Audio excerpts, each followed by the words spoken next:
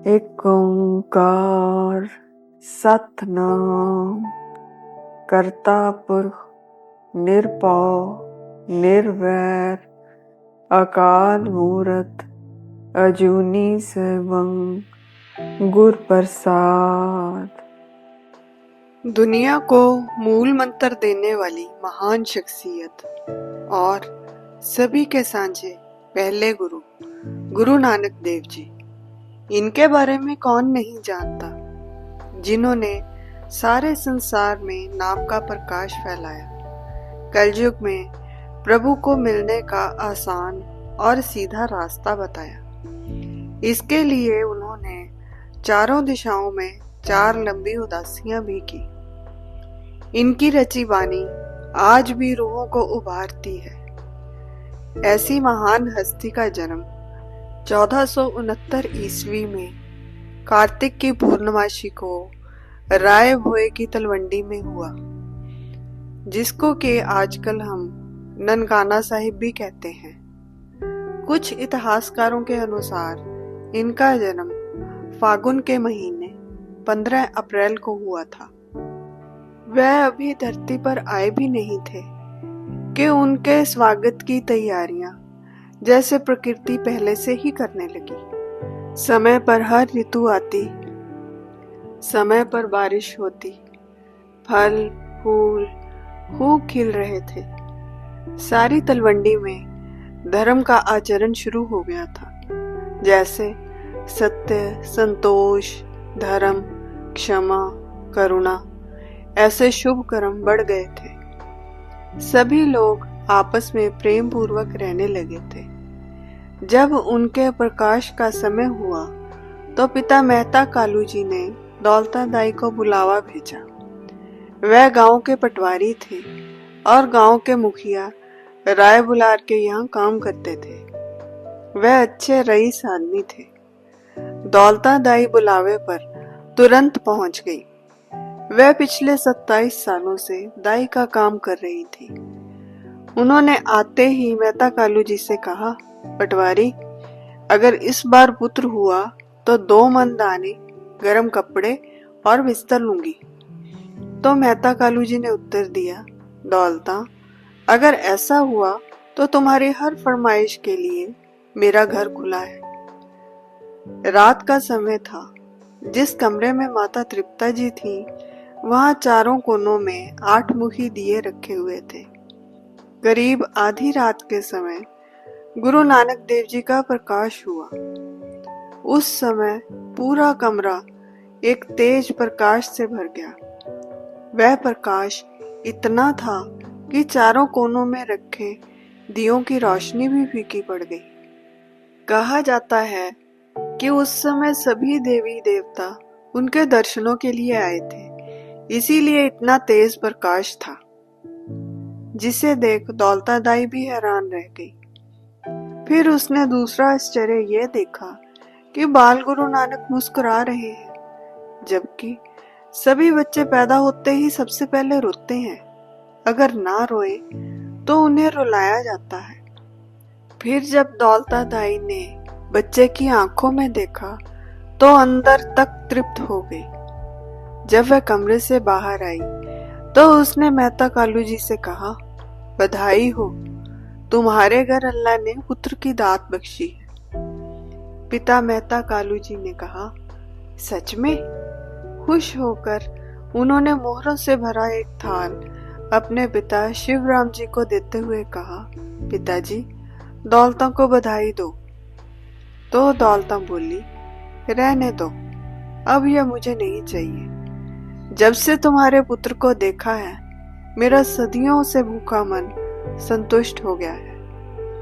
और वे वहां से कुछ लिए बिना ही चली गईं। सुबह हुई तो मेहता कालू जी ने अपने सेवक को जल्दी से पंडित हरदयाल जी के घर उन्हें बुलाने भेजा। सेवक ने जब संदेश दिया तो पंडित जी बोले, मैं अभी पूजा करके आता हूँ। जब पंडित जी अपनी पूजा पूरी करके मेहता कालू जी के घर पहुंचे तो उन्होंने पंडित जी को बताया कि मेरे घर पुत्र का जन्म हुआ है। आप कृपा कर उसके सभी शुभ अशुभ विचार कर जन्म पत्री बना दो और उन्हें केसर और कागज लाकर दे दिया। पंडित जी ने कहा कि किस काल जन्म हुआ है, बालक कौन सा शब्द लेकर जन्मा है, जरा दाई को बुलाकर तो पूछो। तो मेहता कालू जी ने दौलता दाई को बुलवाया।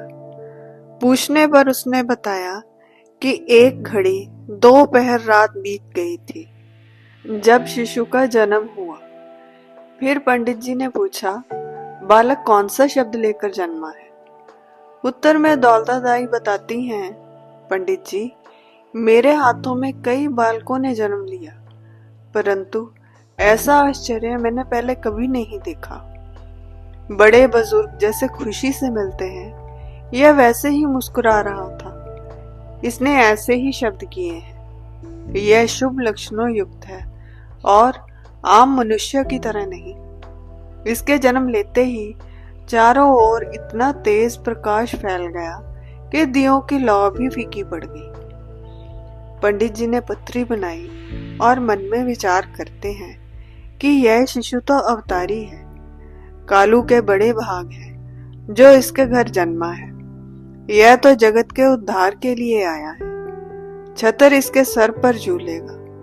यह चक्रवर्ती राजा होगा और दिग्विजय करेगा, इसमें कोई शक नहीं।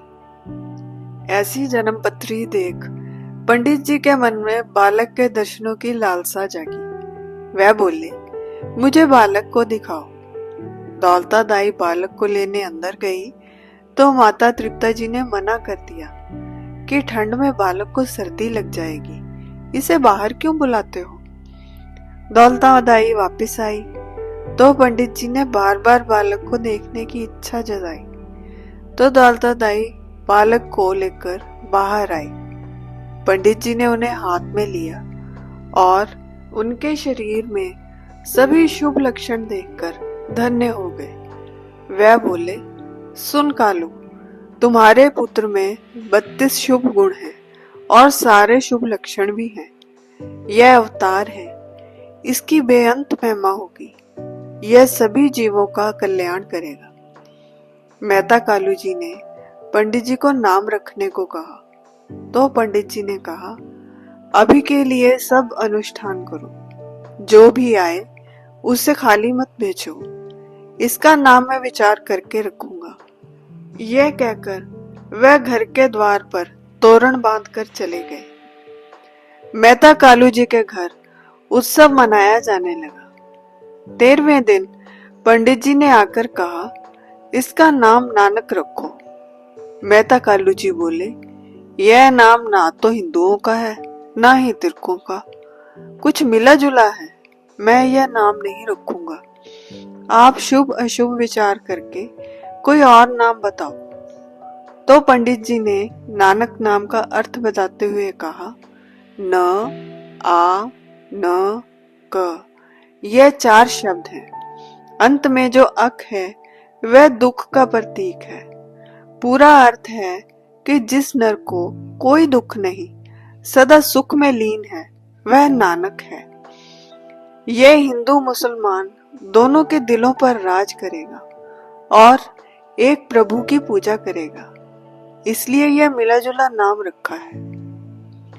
पंडित जी के यह शब्द सुन मेहता कालू जी ने आदर पूर्वक उन्हें भेंट दी और उनको विदा किया। पंडित जी जाते जाते मन में सोचते हैं, मेरा तो शरीर वृद्ध हो गया है, मैं इसका प्रताप नहीं देख पाऊंगा। फिर वह मन ही मन प्रभु से प्रार्थना करते हैं, हे अंतर्यामी, कुछ ऐसी लीला दिखाओ जब यह ज्ञान सहित बोले तब तक मुझे इस शरीर में रखो। इस तरह सोचते हुए वह अपने घर चले गए। दौलता दाई भी कुछ समय सेवा के लिए आती रही। 3-4 महीने बाद पूरे गांव में बात फैल गई कि अगर किसी के घर औलाद नहीं होती तो वह दौलता दाई को नमस्कार करे तो औलाद हो जाएगी। इस तरह दौलता दाई को फिर किसी से कभी कुछ भी मांगने की जरूरत नहीं पड़ी। गुरु नानक देव जी के सबसे पहले दर्शन करने वाली उनके सबसे पहली सिख दौलतादाई ही थी। आज के लिए इतना ही। फिर मिलेंगे एक नई वीडियो के साथ। तब तक के लिए विदा। आपको ये वीडियो कैसी लगी कमेंट सेक्शन में जरूर बताइएगा। लाइक, सब्सक्राइब और शेयर करना ना भूलें। अनजाने में हुई किसी भी भूल के लिए हृदय से क्षमा और मेरी इस वीडियो को अपना अमूल्य समय देने के लिए आप सभी का बहुत बहुत धन्यवाद।